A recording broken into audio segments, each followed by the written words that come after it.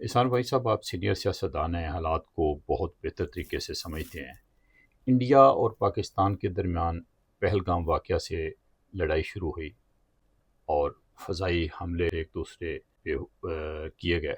ये दोनों हमसाया मुल्क एक तो तरक्की पज़ीर हैं, लोगों के हालात अच्छे नहीं हैं, तो इन मुल्कों को तरक्की की जानिब बढ़ना चाहिए और ये बढ़ इस सूरत में सकते हैं कि अमन हो।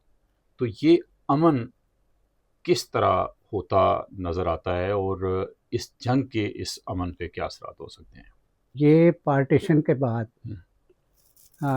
पाकिस्तान में तो फुकदान आना था लीडरशिप का, मियाँ साहब, क्योंकि लीडरशिप थी नहीं। हैरान मैं इस बात पे हूँ कि इंडिया की में भी लीडरशिप का फुकदान ये है कि वो भी मज़हब की तरफ चल पड़े हुए हैं, है जी, कि वो कहते हैं कि ये स्टेट है जी, हिंदुओं की स्टेट हो। और पाकिस्तान बनने के बाद मियाँ साहब हमने तो यही काम किया था कि भाई हम मज़हब की बुनियाद पे मुल्क बना रहे हैं। पाकिस्तान का मतलब क्या, ला इलाहा इल्लल्लाह है जी। ये पाकिस्तान बनने से पहले की मैं बात बता रहा हूँ कि हम इकट्ठे रह नहीं सकते, पानी इकट्ठे नहीं पी सकते, खाना इकट्ठे नहीं खा सकते, इकट्ठे बैठ नहीं सकते। ये बुनियादें थी मियाँ साहब हमारे मुल्क बनाने की। उसके बाद बन गया, मज़हब की बुनियाद पे बनाया और मज़हब की बुनियाद पर ही हमने चलाने की कोशिश की। हमने तो यही कारोबार किया और खाली मज़हब नहीं, फैनेटिसिज्म की बुनियाद पे ये चलाने की कोशिश कर रहा है जी।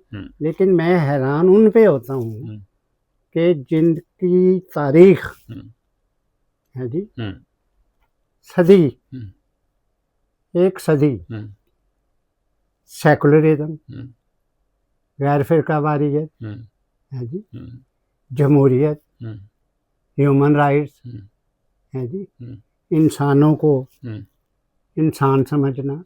और लीडरशिप पैदा कौन सी उन्होंने की? महात्मा गांधी, पंडित जवाहरलाल नेहरू, इस किस्म की लीडरशिप है जी। हमारे तो पास लीडरशिप थी नहीं, क्योंकि पाकिस्तान बनने के बाद हमारे पास तो आए एडिशनल सेक्रेटरी यूनाइटेड इंडिया में है जी, या सेक्रेटरी। उनकी लीडरशिप मैं समझता हूँ कि जो कमिटेड थी।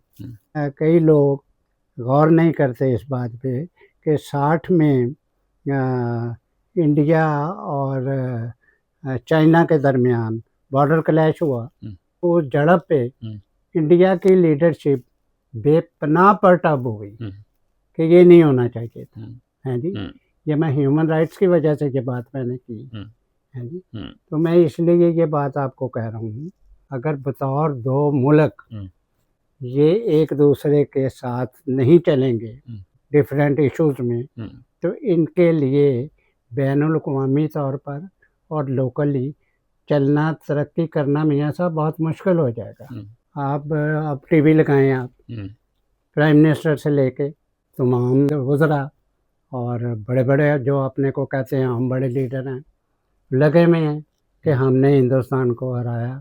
एक कहता है हमने 6 तैयारे गिराए, एक कहता है हमने 5 गिराए। वो कहते हैं जी मोदी छुपा गया। मतलब हम जब से ये आपस में इनकी छोटी सी जंग हुई, जिसको मैं जंग नहीं समझता, झड़प जो हुई, ये उसी की आप जब टीवी लगाएं वही बातें हो रही हैं कि जी हमने इस तरह से पाकिस्तान की लीडरशिप बिहेव कर रही है कि जैसे इन्होंने पूरा भारत फतह कर लिया। और मोदी और वहाँ की लीडरशिप इस तरीके से, मैं मजहबी लीडरशिप की बात कर रहा हूँ है जी, इस तरीके से बिहेव कर रहे हैं कि जैसे कि वो समझते हैं कि ये गलत कह रहे हैं कि पाकिस्तान पे तो हमने ही कब्जा कर लिया था है जी। ये आलम है इनकी क़यादत का। तो मियाँ साहब बात सीधी है कि हमारी 24 या 25 करोड़ आबादी है और उनकी इंडिया की आबादी 1 अरब 50 करोड़ है। सारी दुनिया में मियाँ साहब मिडिल क्लास इंडिया में ज़्यादा है। तो मुझे कोई वहम नहीं कि हिंदुस्तान तरक्की नहीं करेगा, है जी। ये उन लोगों की सोच में हो सकता है कि जो 24 घंटे जब से ये झड़प हुई कि हमने इंडिया को दलील कर दिया, इंडिया सारी दुनिया में इस काबिल नहीं रहा कि वो शक्ल दिखाए। कि क्यों? इसलिए कि जी वो उसके 5 जहाज गिरा लिए, है जी।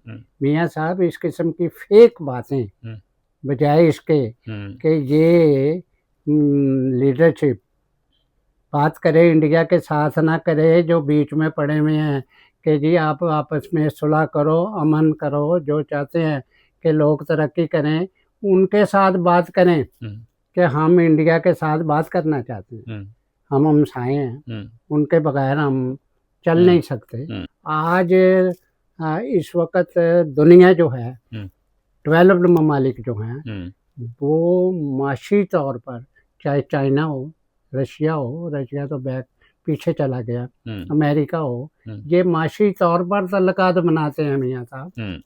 जब इन दोनों में लड़ाई लड़ने लगे थे तो अमेरिका के सदर ने कहा कि मैंने इन्हें कहा कि तिजारत मैं बंद कर दूंगा अगर आप लोगों ने सुलह ना की।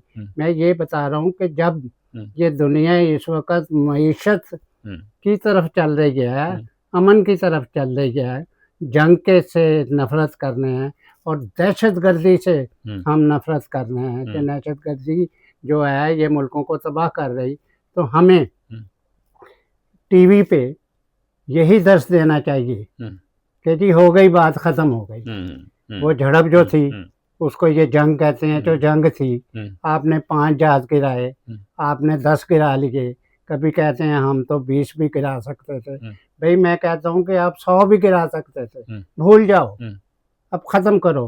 अब यहाँ के स्टूडेंट्स को 24 घंटे आप यही पढ़ाते रहते हैं कि हम बड़े ताकतवर हैं, हम बड़े सुप्रीम हैं जंग के असले तो ये में। सोच जो है वहीं साहब, असल सवाल जो है वो यही था कि ये जो सोच है जो पाकिस्तान प्रमोट कर रहा है उस जंग के बाद से मुसलसल शायद इंडिया में भी हो, लेकिन पाकिस्तान जो प्रमोट कर रहा है, अपने बच्चों के ज़हन बना रहा है, स्टूडेंट्स के ज़हन बना रहा है, तो ये इस रवैये में तब्दीली किस तरह आएगी? ये ऐसा तब्दीली आ नहीं सकती।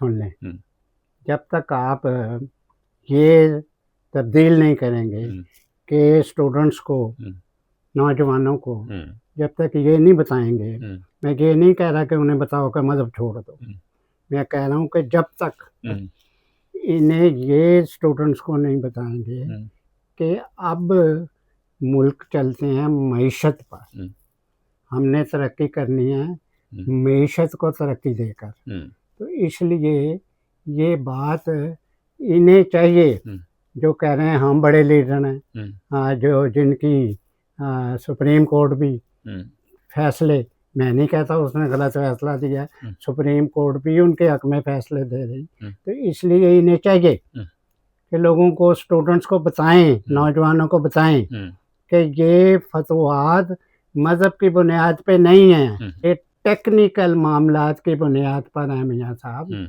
अगर इनके पास असला ना होता है जी, मैं देखता कि कैसे जहाज गिरा लेते, या चीन की सपोर्ट ना होती, नेचुरली ये इनकी सपोर्ट ना होती, और भारत को अगर अमेरिका ना रोकता, ये जंग ज़्यादा फैलती, तो मैं देखता कि फिर क्या असर होते।